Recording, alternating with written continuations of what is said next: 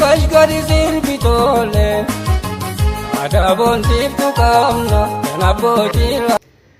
Nageenya keenya kabajaa bakkuma jirtanitti sinaa dhaqqabu akkam jirtu daawwattoota keenya kan iddoo garaagaraa teessanii gara chaanala Rooblensi Promotion daawwachaa jirtan kan isin daawwachaa jirtan Rooblensi Promotion yoo ta'u sagantaa addaa sagantaa haaraa ta'e isiniif qabannee dhufnee jirra. Bakkuma jirtanitti yeroo gabaabduu fudhatanii akka faana turtan asumaan isin affeera. Namoonni Rooblensi Promotioniif haaraa taatan subscribe gochuudhaan maatii keenya ta'uu hin dagatinaa isiniin jenna.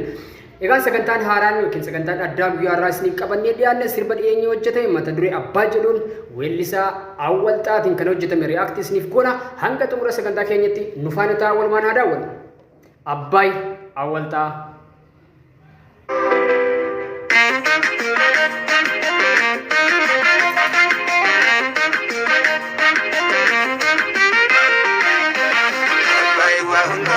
Abbaay waa hundaaf tahaa ila abbaay xumuraan bakka yaadne nuuf gahaa. Mee walumaan haa daawwannu. Egaan artist Awwal Xaa jechuun artistii lafaa dhufaa fi nama ga'umsa gahaa qabudha. Aartii keessatti nama ogummaa cimaa qabuu fi yeroo dheeraa aartii keessa ture waan ta'eef dandeettii addaa sirbuu cinatti geerarsaa fi mirrisa nama akkaan danda'udha.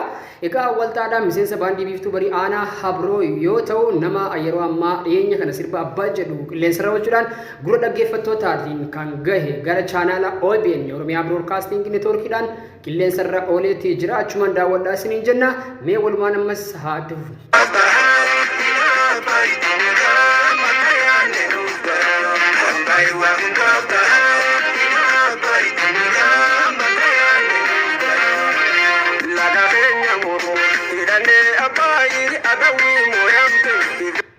Walaloo fi yeedaloonis Awwal Xaati. Laga keenya mormor hidhannee abbaay adawwii mo'amte ifirraa gattaay. Yoo walumaan itti hafuun. Ifirraa gattaay laga keenya mormor hidhannee abbaay adawwii mo'amte ifirraa gattaay. Lalbalaa jiru warra dirtiru warra gurraasaa umuree gurgur. Qindeessaa muuziqaa Jamal Hassan. Warra gurra isaa muree gurguru.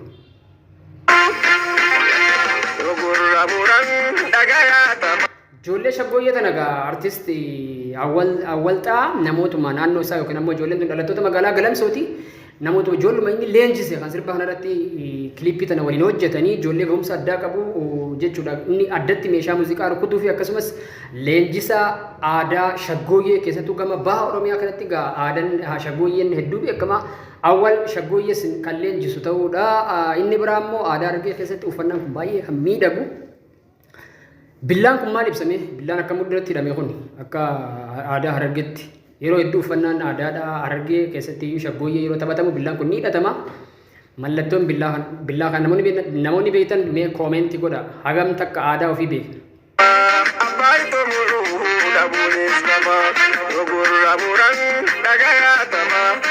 Kaameraa kan hojjeteef Tamaam Haajii fi Kamaal Haajitti obboleewwanii dhiiroo.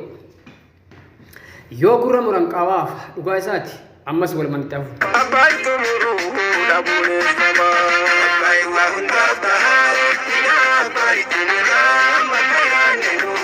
Shaggooyyee istiidiyoo tana keessa laama dubartii argite godini bu'uu barbaade.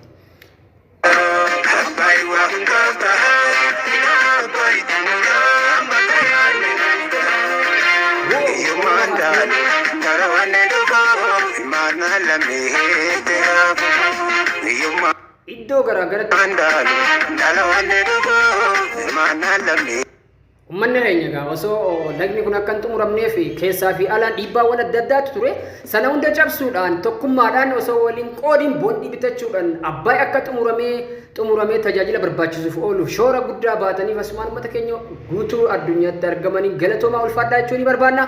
Sirbi kun walaloo cimaa fi keessaa qaba. Yaanni inni achirratti barreesse akkaataan itti sirbame haalli inni itti xumura laga kanaatti wajjin wal qabatee sirbe baay'ee kan namatti tolu. Ammas walumaan haa hordofu.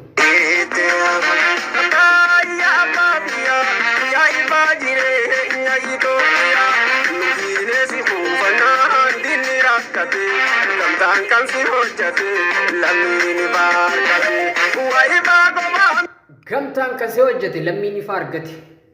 humna ibsaa ciccitiinsa humna ibsaa waliin gahiinsa humna ibsaatii fi yookaan ammoo guutummaan guututti biyya kanaaf akka ibsaa humni ibsaa baay'ee dabalu taasisu Abbaay guutumatti yeroo ammaa tanaatti hojii keessa kan jiru ta'uu isaati. Shaggooyyee kana ilaalame hirpha lafaan shaggooyyee tana sila taphadheetiin isin garsiisa maal illee nan beeka mee namoonni shaggooyyee dandeessan.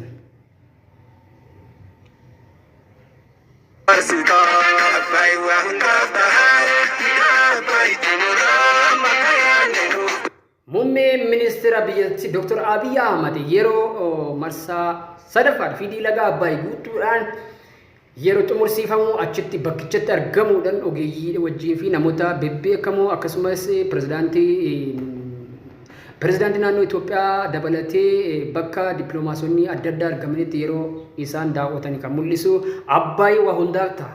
Walumaan aadaa wal. Abbaay waa hundaaf ta'a.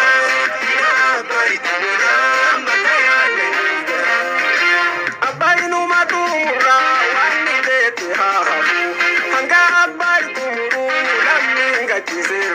hanga Abbaay xumuruu lammiin gachiisee rafu dhugaadha lammiin gachiifnee rafu xiiqidhaan xiqqaa hanga guddatti qaamoleen mootummaa keessa jiran hawaasni tokkummaadhaan ka'anii boondii bitachuudhaan deeggarsa adda addaa taasisuudhaan sadarkaa kanarratti osoo dhiibban keessattuu weesterniin biyyoonni alaa gama lixaatti argaman dhiibbaa guddaa akka Abbaay hin xumuramneef akkasumas biyyoonni gadii kanneen akka Ijiptii fi Suudaan dhiibbaawwan adda addaa biyya Ameerikaa biyya adda addaa waliin ta'uudhaan kan geggeessaa turan garuu immoo sana hunda cabsee mo'annee jira. Sablammii mara irra rakkate qarshii qabane boondii bitate gammachuun har'aan bu'aa keessanii agartan bu'aa qabsoo keessanii. Gammachuun har'aa bu'aa keessanii agartan bu'aa qabsoo keessanii dhugaadha agarre walumaan turtii gaarii ammas nu faana taasisanii jira kan mul'ataa jiru kun ogeeyyiidha ogeeyyii hidha laga Abbaay akka xumuraniif ganamaaf galgala ogummaa qabaniin gaa irratti walumaan xumurame walumaan itti hafuuf. Ni xumurreemmoo ni xumurtanii marsaadhaan guutaa jiranii baga qaanyawee. Marsaadhaan guutaa jiranii baga qaanyawee diinni keessa. Abbaay waa hundaaf ta'a. Abbaay xumuraa maqaan Abbaay waa hundaaf ta'a. Abbaay xumuraa maqaan Abbaay waa hundaaf ta'a. Abbaay xumuraa maqaan Abbaay waa hundaaf ta'a. Abbaay xumuraa maqaan Abbaay waa hundaaf ta'a. Hidha Abbaay xumuraan bakka yaadne nuuf gahaa. Kabajamtoota daawwattoota kiyyaa weellisaa Awwal Xahaa guddaa galatoomsannaa. Awwal Xahaa nama kennaa addaa qabudha, nama seenaa beeku, nama geerarsaa fi mirriisa danda'u, nama aartii Oromoo keessa hunda keessa jiru dandeettii leenjisummaa shaggooyyee kan leenjisu meeshaalee muuziqaa nama taphatu nama kennaa ajaa'ibaa qabudha. Deeggaramuu sirba isaa kana OBN irratti daawwadhaa isiniin jenna. Egaan reaakshiniin har'a qabannee isiniif dhiyaanne kana fakkaata. Hojiiwwan adda addaa gama chaanalaa Rooblensi Promotion isin bira ga'u ammas akkuma itti fufetti jira. Yeroo yerootti sagantaa haaraa qabannee isin faana turraa bakkuma jirtanitti nu hordofuudhaan akka sagantaan keenya isin bira ga'uu barbaadan chaanala keenya subscribe like gochuu hin dagatinaa isiniin jenna. Maatii teenya ta'a hanga ammatti reakshinii kana nu faana waan sa'aa dheeraa fudhatanii waan nu faana turtaniif guddaa galatoomaa isiniin jenna. Reakshinii keenya guyyaa irraa kanaan goolabameera.